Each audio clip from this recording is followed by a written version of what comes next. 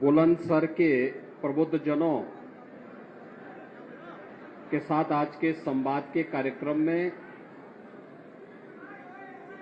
मंच पर उपस्थित भारतीय जनता पार्टी के क्षेत्रीय अध्यक्ष श्री सत्येंद्र सिसोदिया जी, जिला के अध्यक्ष श्री विकास चौहान जी, लोकप्रिय सांसद और तीसरी बार भारतीय जनता पार्टी के प्रत्याशी डॉक्टर भोला सिंह जी,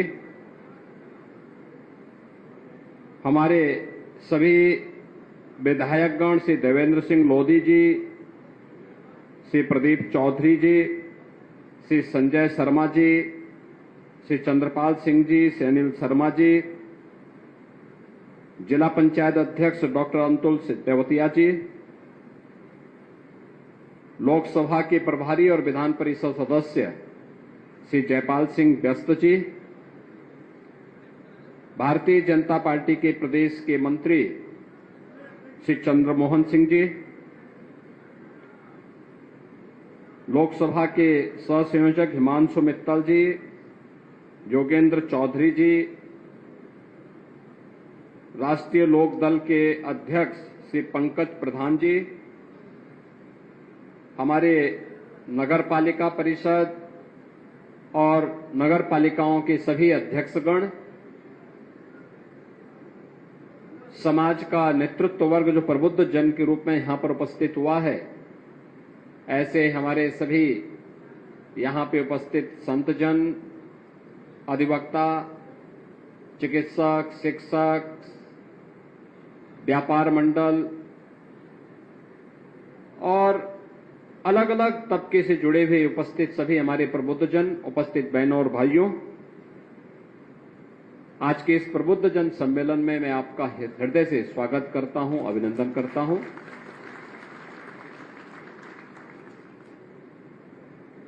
अच्छी सरकार जब आती है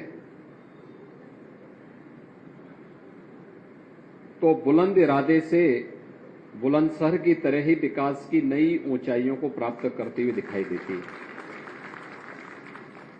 बुलंदशहर, मुझे याद है 2017 में या उससे पहले जब कभी चुनाव प्रचार के लिए हमें आना होता था तो पिछली सरकारों के कारण भय और आतंक का पर्याय बन चुका था। कभी स्वर्गीय बाबूजी कल्याण सिंह जी की कर्मभूमि के रूप में जो धरती विख्यात रही हो, महाभारत कालीन इस धरती का अपना महत्व रहा हो, जगत जननी मां भगवती अवंतिका देवी का आशीर्वाद जिस धरा पर रहा हो और मां गंगा और यमुना का आशीर्वाद जिस धरा को निरंतर प्राप्त होता रहा हो, उस धरती को पिछली सरकारों ने अपराध और आतंक का पर्याय बना दिया था। विकास अवरुद्ध हो गया था, पहचान का एक संकट था। उस प्रकार की स्थितियां जब आई थी वह भी एक वोट के कारण हुआ था। गलत हाथों में जब वोट जाता है तो ऐसी अराजकता फैलती है, गुंडागिर्दी फैलती है, भ्रष्टाचार पनपता है, विकास अवरुद्ध होता है। लेकिन जब उसी लोकतांत्रिक अधिकार का आपने सही इस्तेमाल किया और अपना वोट सही जगह दिया तो मोदी जी के नेतृत्व में नए भारत का दर्शन हम सब कर रहे हैं। उत्तर प्रदेश में व्यापक परिवर्तन देखने को मिला है। आज अराजकता नहीं है, एक वोट अराजकता भी ला सकता है, गलत हाथों में जाएगा। एक वोट सही हाथों में जाएगा तो वह आपको आपकी आस्था का सम्मान भी करा देगा। बहनों और भाइयों, मैं कई वर्षों से प्रदेश के अंदर होली के कार्यक्रमों के साथ बहुत नजदीक से जुड़ के देखता था। कोई पर्व और त्योहार आता है, मुझे बहुत अच्छा लगता उस समय। इसलिए लगता है क्योंकि ये केवल आयोजन नहीं है, ये हमारी धरोहर भी है, हमारी पौराणिक पहचान को भी प्रदर्शित करते हैं। ये पर्व और त्योहार हमारी विरासत के हिस्से हैं, हमारी पूर्वजों की धरोहर, जिन्होंने उस कालखंड में समाज जीवन को प्रभावित करने वाली किसी विशिष्ट घटना को पर्व और त्योहार के माध्यम से उन्होंने जोड़ने का कार्य किया था। तो होली हो, दीपावली हो, विजयादशमी हो, रक्षाबंधन हो, जन्माष्टमी, शिवरात्रि, रामनवमी, इन सभी कार्यक्रमों को लिए मैं बहुत पहले से ही बहुत इनके प्रति मेरा आग्रह रहा है। ये कार्यक्रम धूमधाम के साथ होने चाहिए, पूरे समाज को जोड़ करके इन आयोजनों के साथ भागीदार बनना चाहिए। होली के आयोजन को भी इसी नजदीकी से हम देखते थे, लेकिन मैं अक्सर इस बात को देखता था कि हमारे पूर्वी उत्तर प्रदेश में गाना गाया जाता था, होली खेले रघुवीरा अवध में होली खेले। लेकिन गाना लोग गाते थे, गांव गांव में गाते थे, होली की मंडली गांव गांव में घूमती थी, यही गाना गाती थी। लेकिन दुख होता था कि गांव गांव में लोग गा तो रहे हैं, लेकिन अयोध्या में जहां आप राम लला के होली खेलने की बात कर रहे हैं, वहां तो रामलला है ही नहीं। वे स्वयं 1947 से 2014 तक इस देश ने सरकारों को देखा है, अनेक सरकारों को देखा है।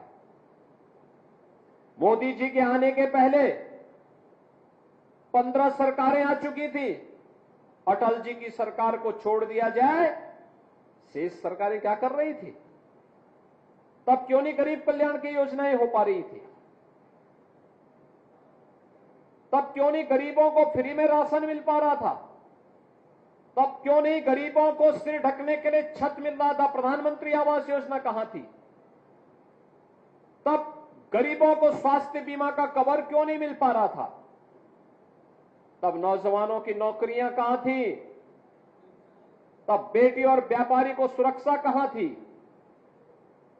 ये लोग केवल उपयोग करते रहे, समाज को जातिवाद के नाम पर बांटते रहे, अराजकता का फैलाते रहे और उन पेशेवर गुंडे, अपराधी और दंगाइयों को प्रश्रय देकर के अपनी राजनीतिक रोटी सेंकते रहे।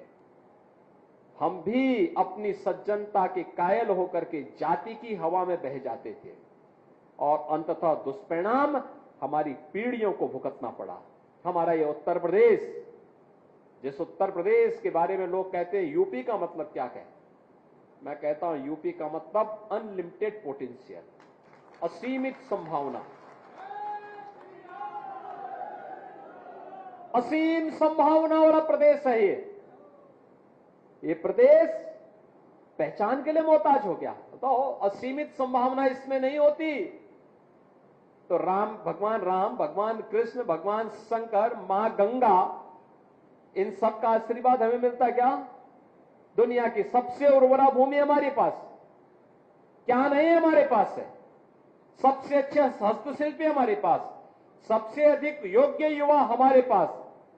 तो हम हाथ क्यों फैलाएंगे?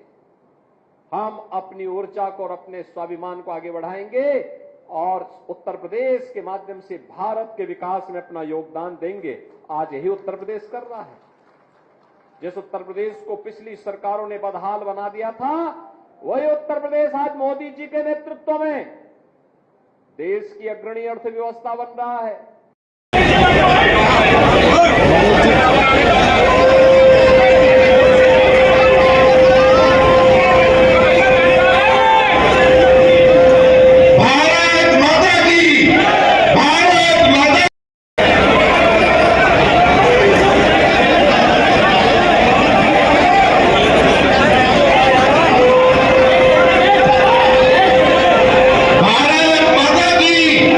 भारत माता की